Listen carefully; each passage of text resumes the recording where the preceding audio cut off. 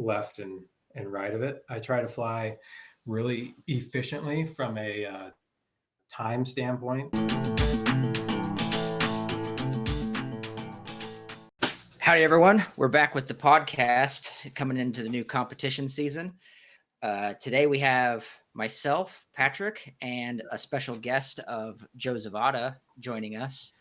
We're going to chat about how we approach the targets and then debate whether or not we should be race packing or not race packing and what's the more efficient way to set up your balloon. So with that, we'll jump into it. Nice. Thanks for having me, guys. Yeah. Excited to talk. Yeah. Got to remember how I do target approaches and stuff coming out of the off season. So Have you flown much over the winter or not really? just a few flights here and there, but hopefully enough to keep the rust away. Yeah, it's fair. So, it's more than me. I've gotten a few, but no competition flights so far. So, well, I think everyone's been hard pressed to do competition flights because there's just not really any during the winter. well, yeah, just and not even any practice flights right now. So that's the hard part. Yep. Target approaches. So how do you all, when you're coming in towards a target, what are you thinking about as, are you thinking about it before, after, as soon as you take off saying, first target's at JDG or something like that? Or are you really trying to gauge how it is once you get a little bit closer? For me, it's all situational. So, and like, there's there's a lot of different variables that go into it. So like everything from weather to other traffic to whether it's a gravity drop to is it just a target or is there some kind of like Gordon Bennett element to it? Yep. Some sort of limited. So all that kind of do I want to be low to throw or can I go higher? And then also how does the next target like figure in? Like what do I need to get to the next target? And does the approach on the first target potentially impact my ability to get to the second target? For example, like would it be more beneficial to stay high, drop on the first target from high so that I can hold, a wind line that I'm barely making the second target to? Yeah. So generally that is all decided. I decide all like that all kind of just comes on the way to the first target, just sort of how things develop. I don't take off with a thought of how I'll do like the final approach to the target. It just all kind of comes and it could change 5 different times. Yep. As I get close and things change. When you're, I guess, before takeoff, while you're still sort of evaluating the task sheet, and I guess this is kind of getting away from target approaches, but are you weighing like where the more value, where you can get the most value, so it's not worth it to dive into this target because it's going to throw you off, so you're most likely going to approach that one up high if necessary, because the wind lines aren't taking to a certain extent, but you can only sort of guess. Like the points totally are dependent on what everyone else is doing. Like, a 100-meter score result could be first or it could be last. It just kind of depends on the day. So, Yep. Like you might have an idea.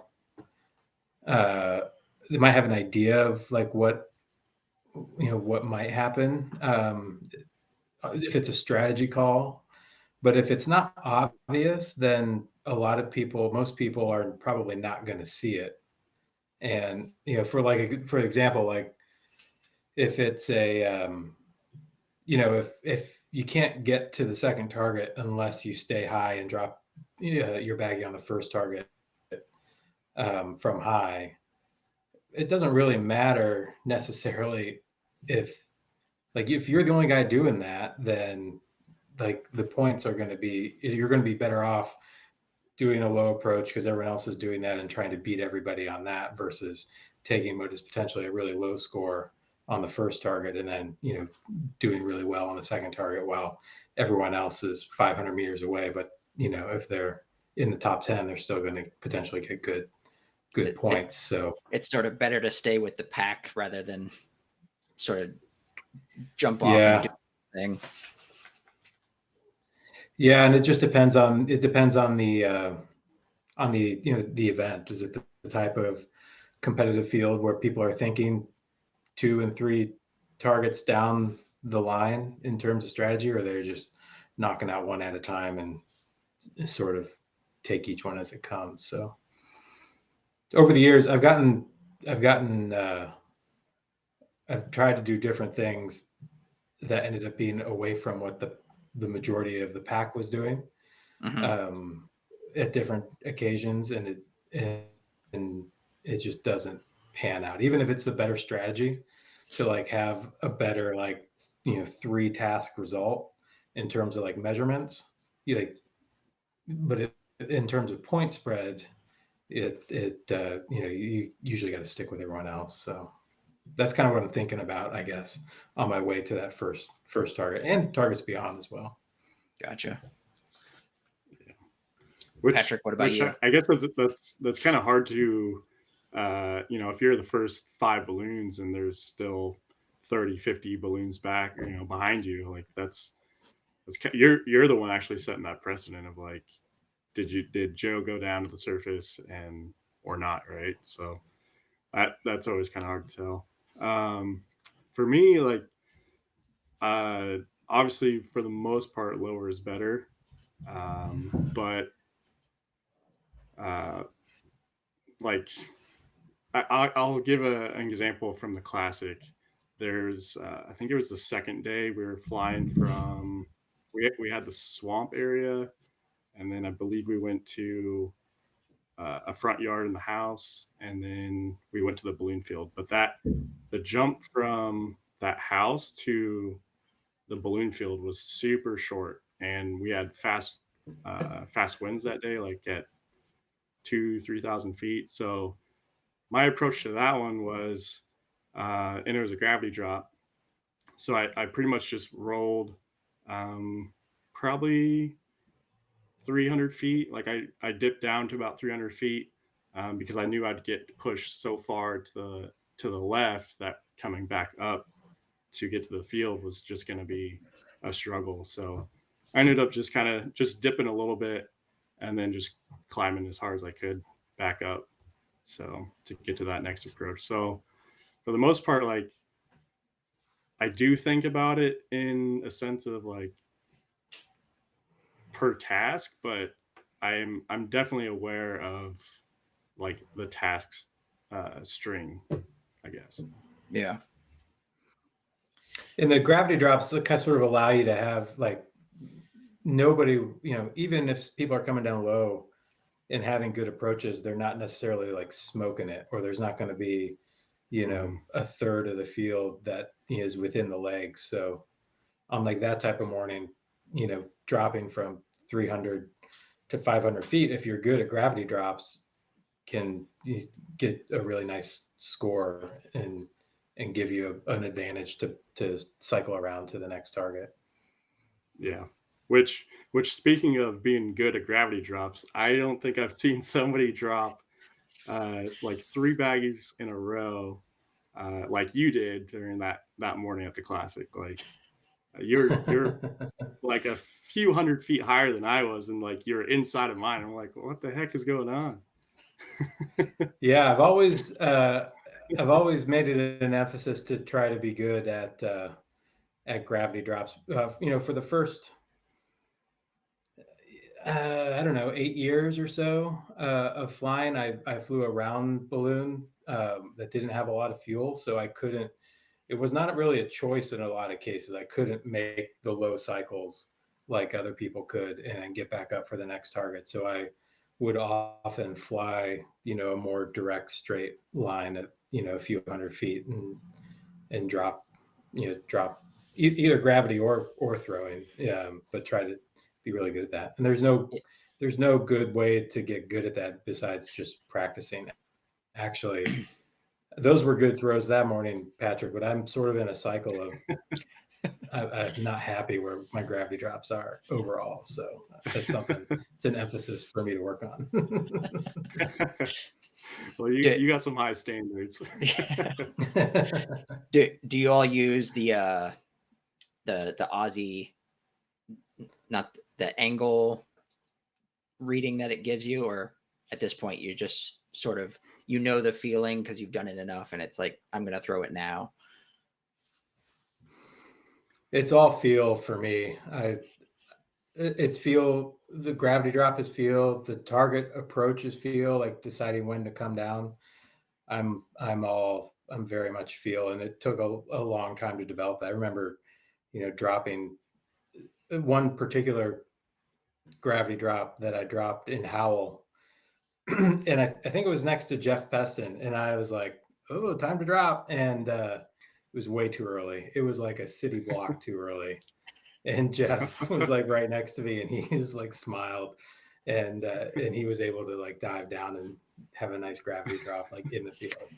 So it takes a lot of practice, but it's all feel for me. Like I saw a video once of Tiger Woods just sort of like talking about how he stands behind the ball and practice swings, and he's like, as he swings, he's like feeling his yardage. Yep. If that makes sense, if you know anything about golf, like dialing in the particular club and the range window on that club, he just stands behind and sort of like lets it come to him, and that's a description that I think like really resonates with my approach to this kind of stuff.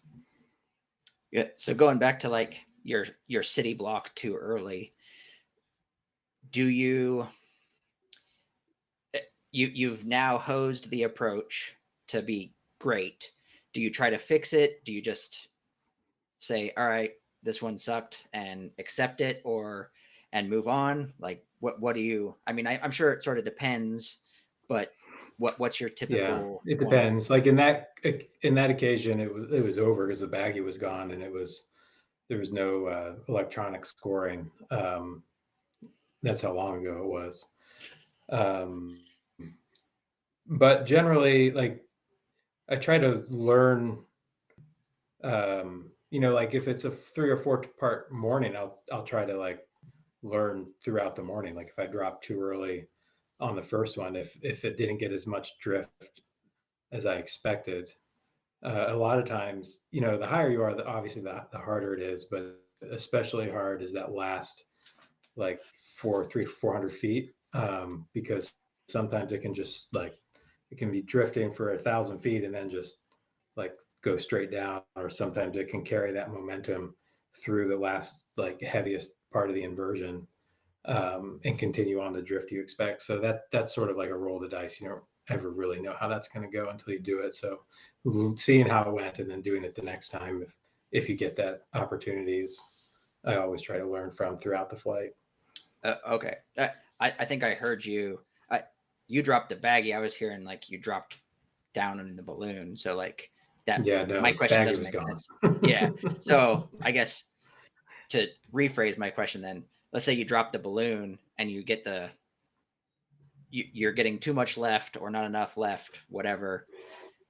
How do you try to adjust that as you approach, or do you just sort of accept Yeah. what you've got? So I think that kind of comes into like the techniques of the approach. So like what technique you employ depends on the situation, but the techniques are sort of universal, and like that's what you can practice in terms of the mechanics of maneuvering, fast descents, fast arresting descents, because you're starting to kick too far left and you need to either hold your altitude or go back up. Those quick corrections, and then quick corrections in both directions, and making sure you can do all those things quick as you're comfortable with, without being or even coming close to being out of control, because you're close to the ground and often close to other balloons. And if you don't, if you if you ascend too quick and you blow through the turn you wanted, then you're going to screw up your result as well, in addition to sort of being potentially a bit reckless. So yeah, so always I will, like if there is generally I try to, give myself options all the way to the target. Like I can, position myself, or ideally I'm positioning myself at whatever altitude it takes to be able to go left and right of the target, Yeah. so that I can continue to make minor adjustments all the way down with, ideally, no other variables, being a consideration. You're, a foot over the target within the legs of the X, and you just drop it on the center. So I'm constantly going, doing little cycles and things like that, or at least monitoring my descent um, into the target to see if I need to slow it down. Sometimes you don't need to fully to stop it, or fully or go, or even turn around and go back up, but you can just sort of stall it out to either save, sort of keep your momentum, because it's as much about controlling momentum and your energy going through the layers as it is getting down into a wind you think is going to take you in another direction. So if Yeah. you're like barreling in, from 1,000 feet at 1,000 or 1,200 feet a minute, you've got where you end up is, I would argue, more about your momentum energy than it is about the wind direction, especially on a calm day in the last 500 feet. It also depends on the type of balloon you're flying and the mass and all that kind of stuff, the humidity and things like that. But so I'm constantly weighing that. But the goal is to give myself options all the way until the target, so that I can, keep steering right until I get there, ideally just above the ground. Yeah. Going back to like thinking about your approach. Let's say you have like a fly in, so it's a hard target. Your wins, your upper and lowers. If you're picturing like basically a triangle, a wedge, where are you trying to launch from in that little window? Are you looking for like more of the high wind line, or are you looking for the low, somewhere in between? Again, it depends on the day and the variables, but just ignoring all the variables, is say it's as standard as it gets. I would say in the middle. So like if you've got your wind cone, I want to take off where I can go left and right of it. I try to fly really efficiently from a time standpoint. So I'm often getting to targets and finishing flights quicker than other people, just because I I tend to prefer to be more efficient about things. So I'll tend to go a little bit of a higher route, but it's not, as long as it's not on like the most right, because you don't want to Mhm. take off in a spot where you're just holding, either side of the most wind to get to the target. Ideally, you're in the center of that. Yeah, I've over the last couple of years, I've definitely paid more attention to like where I'm launching in that little window, and I think kind of like what you said, right there in the middle, maybe like a touch on the high side, just because that's typically more consistent winds, but not anything extreme where I have to scream up to like Yeah, 2,000 feet or more just to have a shot. Like that's just not my style. It yeah. works. It But can it's work, good. but Yeah, and practicing that is good technique to sort of open your awareness of the wind cone and the wind lines and like all the different options. So like, you can have 60 degrees of steering with your standard like low left and high right, but there's 1,000 different ways to like make the approach, like go high, go middle, go low, way out to the left and pop up. But like in practicing the different ways to use the same winds, so that you're not like trying to look for something that you're comfortable with, is a really good technique to get really comfortable with picking launch sites.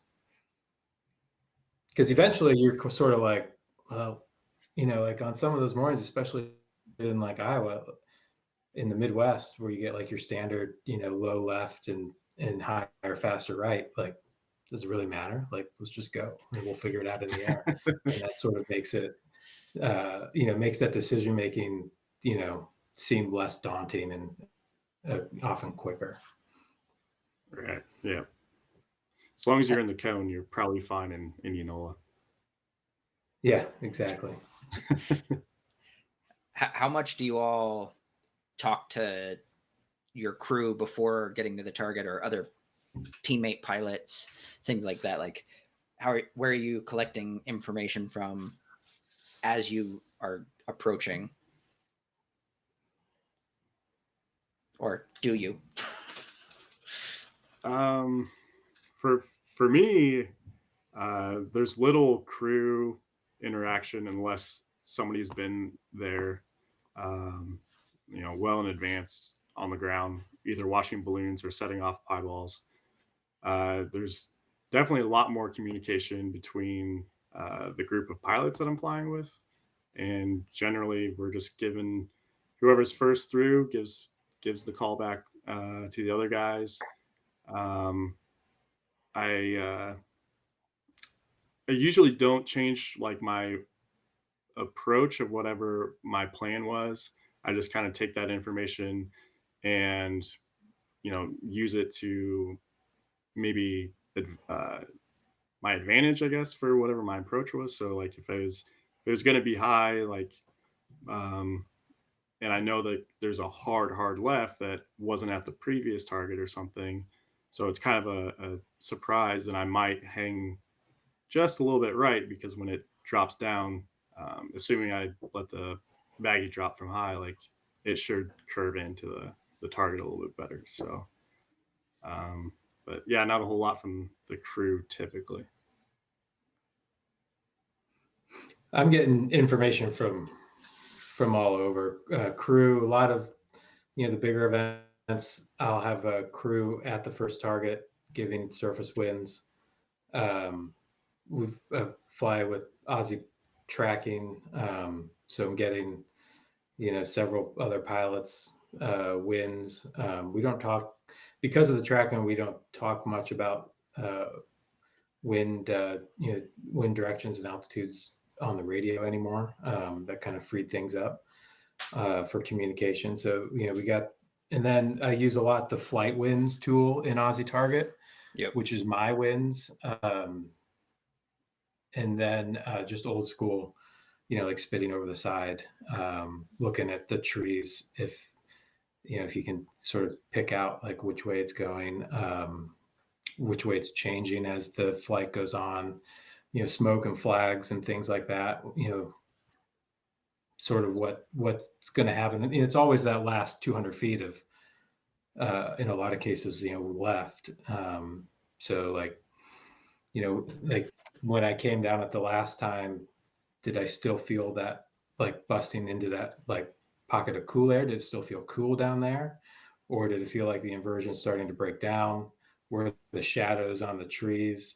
How, like how much is that field, the approaching field before the target? How much is it exposed to the sun and the heating versus sheltered Yep. with some shade and things like that? Or if it's corn, something like that with tall, that creates its own little, cool pocket, can hold the left a little longer than like, a bare field or a field with shorter plants in it. So it's one reason, like at Indianola, it's a pretty exposed target at the balloon field. And it's also like on a top of a little mound.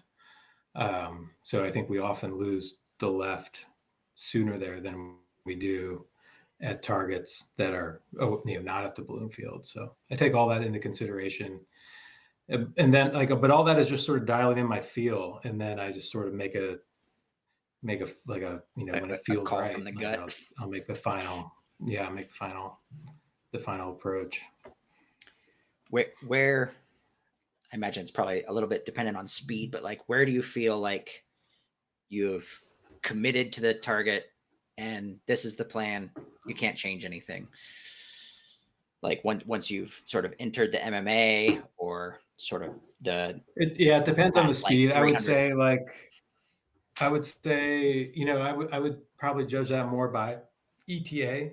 So, if my ETA is less than 15 or 20 seconds, then it's probably over. 30 seconds, you might be able to make one maneuver, like go up and try to hold something, or like stop a descent and try to just like hold something.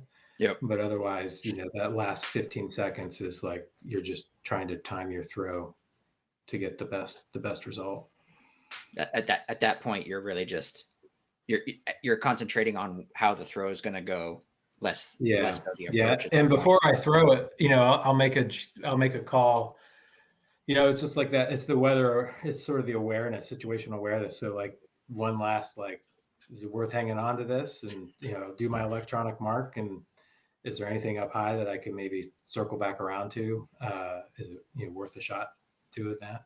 So I'll think about that, if it's there, and I'll know it's there from, if not my own flying experience, then from high balls and winds aloft forecast to make a judgment call if it's, worth the risk to try to go make something happen. Yep. Cool.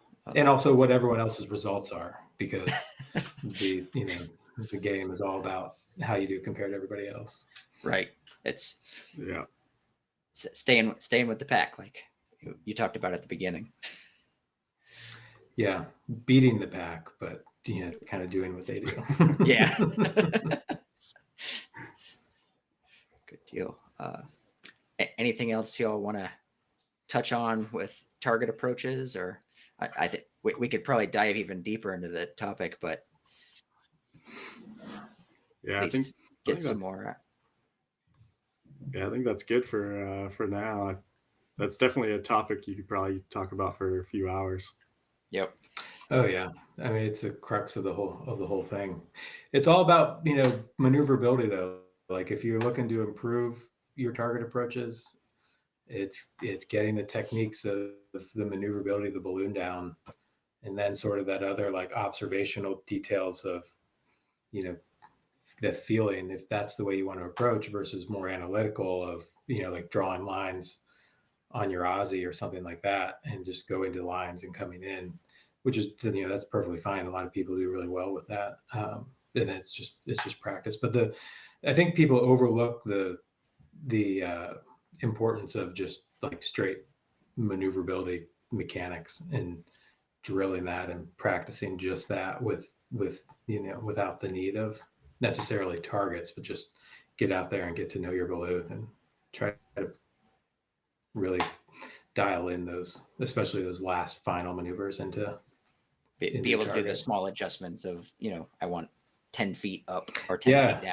Really fine tune stuff, because that's like that is often the difference. And the awareness of knowing that, I think, is a step that a lot of people make. So like you'll hear a lot of people talk about luck, and there's some there's occasionally some luck involved, but I think our job as competitive pilots is to like we're in the business of eliminating luck. Yeah. Like if I got lucky or if I got unlucky, there's some reason, a piece of information I missed, or a maneuver I didn't execute correctly, or something in the decision or the action tree that I think I could probably do better next time if I had more information or was better at something. So the luck factor, that sort of raises an interesting question that might be good to ask. So here in Albuquerque, we're sort of we tend to have more light and variable type winds where it can shift on you. You went right at the last target, you come down for the next one to get the right, and now you go left. How do you accommodate for that where things are just being shifty the whole morning? I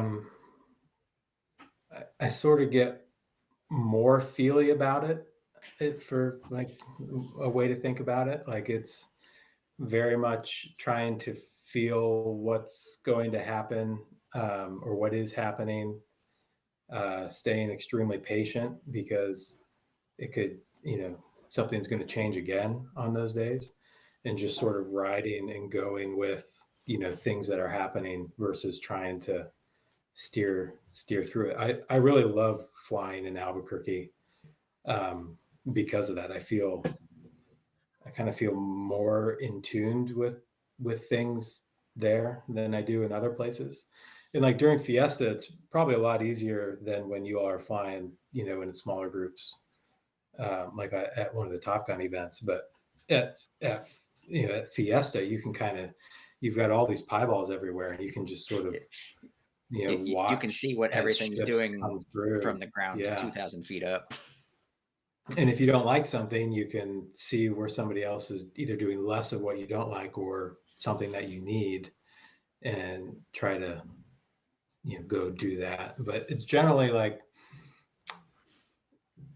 so like on those light and variable days, I try to like, okay, like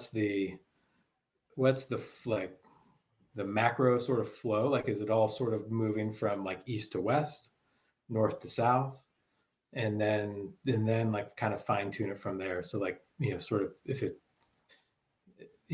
not to use Fiesta again, but like you got one target. So like first decision is like what direction am I taking off from? Is Yep. it east side, west side, north side? And then, from there sort of fine tune it. And again, I like to be really efficient. So like once I make a decision, about where I'm taking off or how I'm going to like attack this, like it's time to go and get it done as quick as possible before something changes. And I think that's true, in any light and variable condition, and anywhere. But it is going to change, and patience is really key on those type of mornings. Yeah, that's my problem. I don't do well with the light and variable days anywhere. just uh, just don't have the patience, I guess. And then you bring Zarek over, and he just kills it on those days. Oh, nonsense. Yeah. So with efficiency, um, do you prefer to race pack?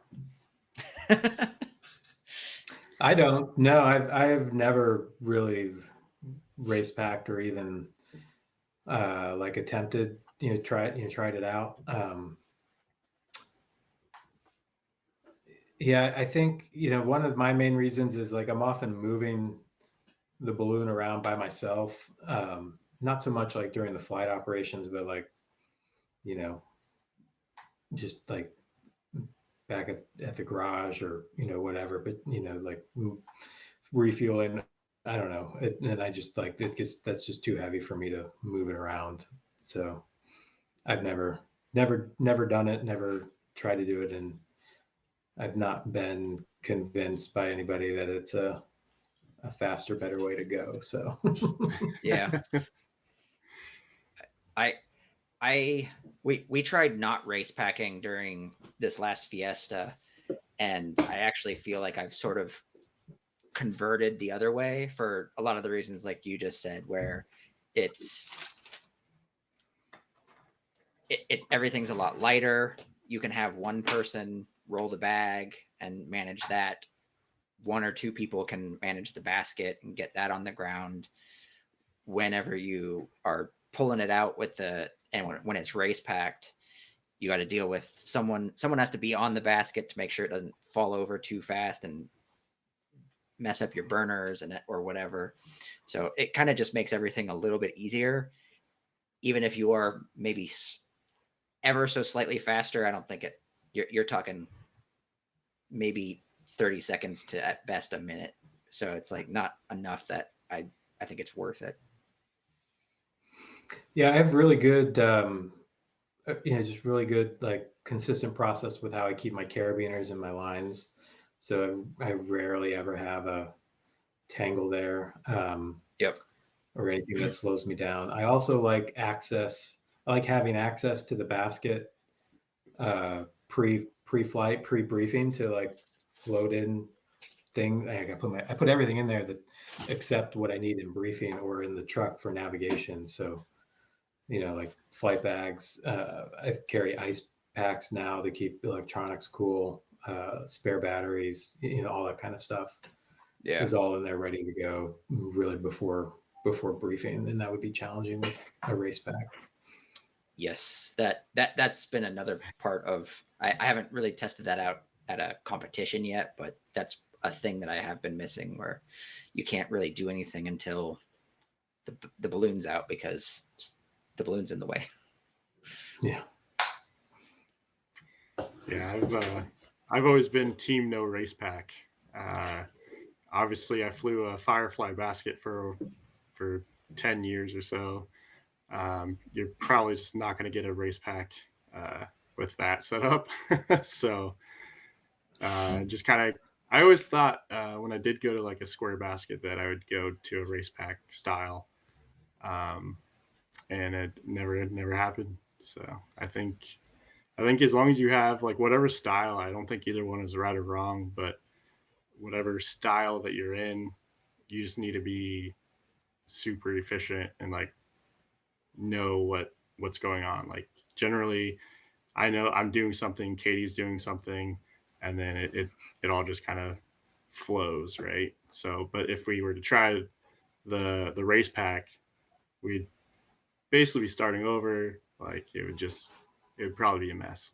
Yeah, I think that's really the important bit, is set your process, know your process, and just stick to that. And like we talk about things after not every flight, but a lot of flights, like, hey, we did this a little bit different, and it did work out. It seemed like it was more efficient, or we tried it and it really mucked things up. Let's not do that again. So Yeah. it's like minor, Yeah. just making minor improvements or adjustments around that process. Yeah, and communicating to new crew, what the process is. Yep. I tend to get really detailed on that stuff, which I didn't used to do. I just like expected everybody to know what I did, which was wrong approach.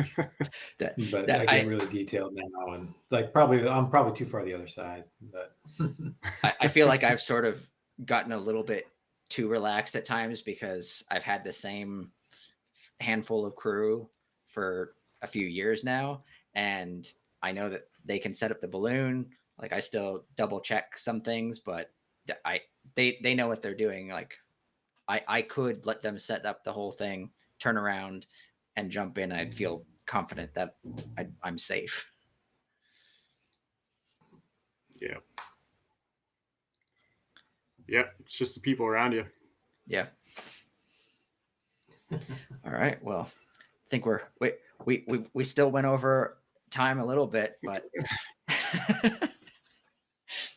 well, so thanks, Joe, for joining us. We appreciate you jumping on absolutely, and yeah, talking good through chat. things.